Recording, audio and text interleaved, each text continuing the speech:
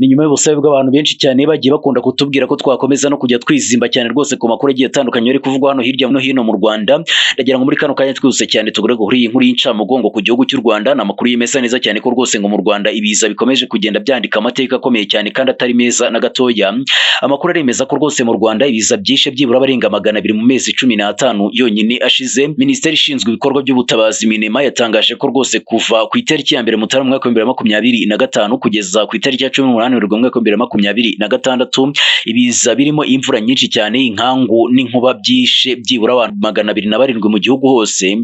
Ibi Minema yabitangaje muri raporo igaragaza ko abantu rwose ngo bakomerekejwe n'ibiza ari 432, inzu 2341 zirangirika ku rwego rukomeye cyane, izindi 35 zirasenyuka burundu. Amatungo yatwawe n'imyuzure akaburirwa irengero arimo inka 105 ndetse n'andi matungo 50. Ibihingwa byari biri ku buso bwa hegitari byibura 250 n'ebyiri n'ibice bitanu byo byarengewe n'amazi y'imvura, ndetse hangirika amashyamba yari ari ku buso bwa hegitari 58. Iyi raporo kandi igaragaza neza cyane ko rwose ibikorwa remezo ngo byagizweho ingaruka n'ibiza birimo ibyumba by'amashuri 157, imihanda 52, imiyoboro y'amashanyarazi 111, ibiraro 57, imiyoboro y'amazi 3, insengero 10, amasoko 6, inganda 6, ibiro 12 n'ibigo nderabuzima 6. Umuyobozi mukuru ushinzwe igenamigambi, politike ndetse no kugabanya ingaruka z'ibiza muri Minema, Rukebanuka Adalbert, yasabye abaturage gukora ubugenzuzi bwimbitse cyane ndetse no gukomeza kugenzura inzu batuyemo kugira ngo barebe ko zitazangirika, cyane cyane ko rwose ngo bigoye kubona ahantu wakwizera ko rwose hari umutekano mu gihugu cy'u Rwanda ku bigendanye n'ibiza.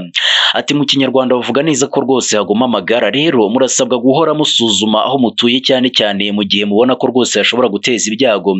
Nimuhimuke mu maguru mashya, kuko iyo ibyago bije ntibiteguza na gatoya, ariko iyo bigaragaye kare birakumirwa ndetse ibyo bizakorwa mu gihe hatanzwe amakuru hakiri kare hakamenyekana uko byitwaye. Yavuze ko kuri ubu ngubu binyuze mu mushinga wa VCRP, Volcanoes Community Resilience Project, ugamije kubungabunga ibice byegereye ibirunga ndetse no gukumira ko ibiza byakomeza kwangiza imibereho myiza y'abaturage.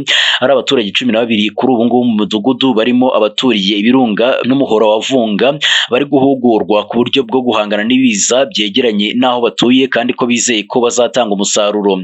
Abaturage nabo mu turere 8 dukunze kwibasirwa cyane cyane n'ibiza, ikigo cy'igihugu cy'iteganyagihe Meteo Rwanda cyatangaje ko biteganyijwe ko rwose mu kwezi kwa Werurwe mu mwaka wa 2026 hazagwa imvura iri hejuru gato y'ikigero cy'impuzandengo y'imvura isanzwe igwa muri uko kwezi, bikazatuma ubuhehere bw'ubutaka bwiyongera cyane, bikomeza kugenda biteza ibiza nyine y'ubutaka bwaheheye, nako kandi bigenda bigaragara ko rwose ari bw'ibiza bikomeza kugenda byiyongera cyane mu gihugu cy'u Rwanda muri rusange. Byose birakomeza kugendana nuko rwose leta y'u Rwanda ikomeza kugenda ikangurira abaturage gukomeza kurinda ubuzima bwabo ndetse no gukomeza kwirindira uko byagenda kose umutekano ndetse n'ibyo batunze muri rusange, bagakomeza kugira n'amakenga, bagagerageza gukomeza inzu batuyemo bitewe n'amabwiriza akomeza kugenda atangwa na Minema.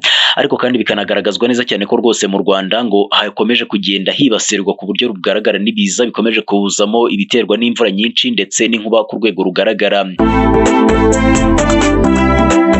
Hanyuma ndagira ngo ntizimbye mu magambo bashimire kuri izi update zihutirwa tubanyemo 5 kuri 5, n'amakuru menshi cyane agiye atandukanye tuzakomeza kugenda tubagerezaho 5 kuri 5.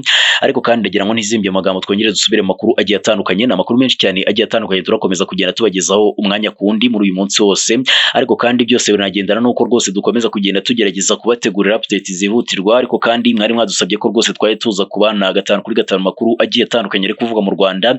Ndagira ngo ntizimbye mu magambo, niba mwayakunze muraza kugenda bitwandikira hasi muri comment, dugiye dukomeza no kugenda tureba amakuru agiye atandukanye ari kuvugwa mu turere.